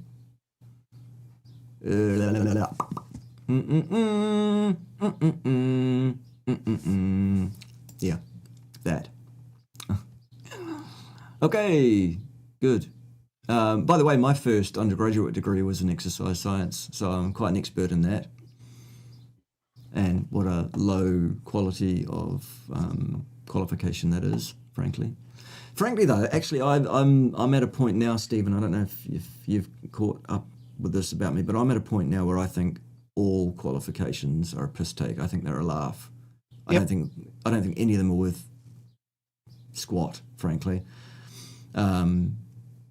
Yes, I've come to that. It used to be that they were, a good, valid, robust thing, but it's become so bastardized now that every child wins a prize. Mm. I wouldn't. Israel, for example. Yes, I mean, I wouldn't send, if I had children now, I would not want to send them to school. I'd want to homeschool. And yet 25 years ago, I would have laughed at someone like me saying about homeschooling, because I was indoctrinated to think, they're going to be weirdos or whatever. But yeah, I absolutely agree. I think I've learnt more in the last 6 years where I've done everything myself than at any point previous. I've got an honours degree in literature, which actually was pretty good, but I didn't need it. I can read a book and know what it's about and see what's good about it and what's bad, or watch a film and say that's good, that's bad. That's in a first person. That's an omnipotent person. I can do all that. But I mean, you're right to mention people. I mean, you were going to talk about Lane Norton, weren't you, in his dissertation? I still will, probably. I still will. Yeah. Well, he's got a PhD and he's really stupid. I mean, he really is. I don't like being derogatory, but he calls people on the carnivore diet idiots, and yet they're reversing these terrible conditions and getting healthy. You can't call someone an idiot, globally like that when all they're doing is getting their health. But please, Stephen, he's an expert in human nutrition on the basis of his short dissertation studying rats. Well, yes. How dare you? How dare you? He is literally a definition of an idiot. The Dunning-Kruger. He's only slightly less stupid than Mike Imbecile. Who faked his dissertation or something, didn't he, allegedly? It wasn't a faked dissertation. It was just awful beyond words. It added nothing. There was no novel utility, which is a basic requirement of a PhD. It was a short dissertation rather than a 4 or 5 year program of research engagement, which is what a PhD actually should be. So it seems in America now there's a model by which people are getting their PhDs by doing a short dissertation and a bunch of coursework. Well, that's not a PhD. No. In fact, the quality of that probably wouldn't actually make master's level in most anglicised systems, frankly. Anywho, nonetheless, they've been whacked with a PhD by their institution. Well, that's on their head, frankly. But, Mike Israel's PhD dissertation was riddled with spelling and grammatical errors, formatting errors, cut and paste errors, numbers and tables that were actual beyond possibility, as in impossible. And basically, the take-home message of this dissertation was, if you do big weights, you will get stronger. Well, that's novel. Fuck me, that's worth a PhD, isn't it? Yes. Excellent. Wow. Excellent. Yeah. So, I like there that. it is. Yep. Anywho, it looks like we're at the bottom. I wonder if there's one more question here. How often do we need to activate insulin on the carnivore diet? Once every day, once every other day if you're fasting. If you're doing an extended fast, fine. But mostly it's a once-a-day thing. You should eat once a day, and you should eat a sufficient bolus of protein in that one meal, i.e. all your protein, because it's your one meal, and that will get your insulin going. But insulin is there ever present, isn't it? Granular level. But yes, you mean elevate it slightly, yes. That's what I took the question to mean. Yeah, yes. I'm just assuming. You know what happens if you assume things, of course?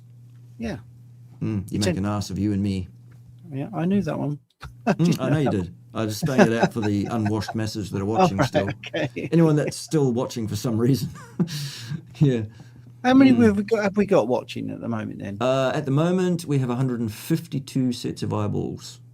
And mostly from your channel? I'm assuming so, but there are a lot here that are watching through yours. That's all right then. Yeah. As well. I've been- There is, you know, you've Okay. got the numbers rolling in, Stephen. Yeah, Mm. I've been a bit quiet, really. No, not giving them much value. Well, at the end of the day, you know, we're here to help, but we can't be responsible for providing value to people all the time, can we? Goodness. Well, I think we Yes. should wrap it up, don't you? If we're running out Oh, of I questions. think so. Why not? Why Yeah. not? That sounds like a good thing to do. Yes, do make sure those of you who are not subscribed to Stephen that you are. Go and make sure that that's happened. Those of you that are watching on Stephen's channel that are not subscribed to me, make sure that you are. Let's do the cross-pollination. That's the whole point, among other things. Don't forget to send me lots and lots of sats so I can stack them up and stuff. And you could use- also send... Go on. You could use my channel for the STEM Enhance as well. There is an option Absolutely, there. yes. Do if you want to get STEM Enhanced, get it through Stephen. Absolutely, that way we both get paid. Every child wins a prize, then, and we can both have a PhD in selling Cerule, can't we? Yes. If you don't know what Cerule is, find out, because it is what it says it is. It does what it says it does on the tin. It's great stuff. I've been taking it myself for what is it? Over 16 years. Mm. Mm. And you're 180. I am. I'm 180 this year. I absolutely am. Yeah. Spare eyebrows is banned on my channel. If that was so, I wouldn't be able to see you, even though you're watching on Stephen's at the moment. Are you banned? Did I ban you? Is it because of hate speech? I don't know. Someone's put something funny about SciWest, by the way. But yes. That's important as well. Yes, that is there. That's where you get the Cerule from. Yeah. Or if you want to join Stephen's business as an IBO, just drop the bit after the com. Mm-hmm. Just go to the front page, onlinecoach.cerule.com, and then it will ask you whether you want to be part of a Stephen's business. You probably should be. There are many reasons for that are good. Who said what about Cyvers? Here it is. If you go up, yeah. Wait, but if we don't say regular carbs, won't insulin run out of things to do? Very good. Yeah. Oh, Cyvers needs to shut the fuck up too, frankly. Every time he opens his mouth, he digs the hole deeper. It's incredible. Absolutely incredible. Okay. Right. So that's where you get the Cerule from Stephen's Cerule organization, from his business. Coach Stephen is your handle on YouTube, isn't it? Yes, it is. Yep, that's where it is. Yeah. Where else do they find you on social media? Well, actually, I think the Substack is the biggest thing. So the UK Carnivore. .substack.com. I think that's good. A daily dose of science and common sense and humour. All right. The only Love time it. you won't get one is Christmas Day, because I think we all deserve a break. But yeah. Absolutely. You bet indeed. Yes. Also, don't forget to send lots of sats and or lots of dirty fiat, because money makes the world go round, doesn't it? And just Ted's upkeep, frankly. Never mind the farm, never mind the power to run all of this, even though we're getting it from the sunshine. We had to actually pay money for the solar panels. They weren't free. Still recovering from the 2 major flood events earlier this year. 6 figures of damage was done. Do you think the insurance companies paid us out 6 figures, Stephen? No. They Not are even not good close. faith actors, are they, insurance companies? No, No, that's for another day. What else do we need to promote before we go? I think that's the main things. Buy Cerule, get it from Stephen. Send me lots of sats, send me lots of fiat money. If you want to send lots of money to Stephen, he'll probably take your money too. Unless you don't like money for some reason, Stephen. No, I like money. My money's good, isn't it? I like what it brings. Yes. I don't feel you are coming across like that, but we're actually in it to make people healthier. Absolutely, yes. We're not here for the money. Yeah. The money helps. Just look at the balance sheet. We're not here for the money. No, because the thing is, we could sell out. I mean, this is the thing. We could sell out, and I know that I could earn at least 4 to 5 times more if I decided to go down the high carb route, eat more, eat less, move more, that type Yeah. of thing, because that Yeah. content gets a lot of eyeballs, and people like all that, and I don't want to do Yeah. it 'cause it's not the way to go. It's unethical. It's unethical, absolutely. Yeah. I'm So- never going to just say something because it's going to get me more clicks. I think, but I will say this. I know you've been a bit bouncy tonight, but one of the reasons I like you is you are consistent. That's the biggest thing. And there are many people out there that aren't. And I've had a good chat with Coach Bronson, and he was saying, the one thing that he found annoying about what's been going on recently is they're forgetting their followers. They're forgetting the people they've got healthy. So I feel I've got a lot of people behind me that have got healthy because they've taken the advice, they've cut out the carbs, and looked at other things outside of that. If I suddenly change my tack for more clicks or whatever, I'm just saying to everybody that's followed me, don't worry about you. Everything I said, that's not right. And that's not what's going to happen. I'm not going to change my presentation because these are the facts. I like the facts. And if people don't like them, well, I'm going to stick with them. It's like the old politicians joke, isn't it? If you don't like my morals, I've got a different set you will like. Right? So, that's not how I operate. I think what we're saying is not going to get us into 1 million followers territory, but the people that follow you now will get the same messages they got 5 years ago. They will. And that's going to be good. Yeah, absolutely. Including the other very consistent message we have here on the channel, and that's the one revolving around what it is you should have for breakfast. Steak and eggs and steak. That's what you should have for your breakfast. Delicious. Eggs and steak and eggs. Just making sure you heard. I think they got it, Ted. You can hit the button now, Ted, anytime you like, because we're done. Anytime. It's not hard. That's what she said. Oh, dear. All right, hit the button, Ted. Come on.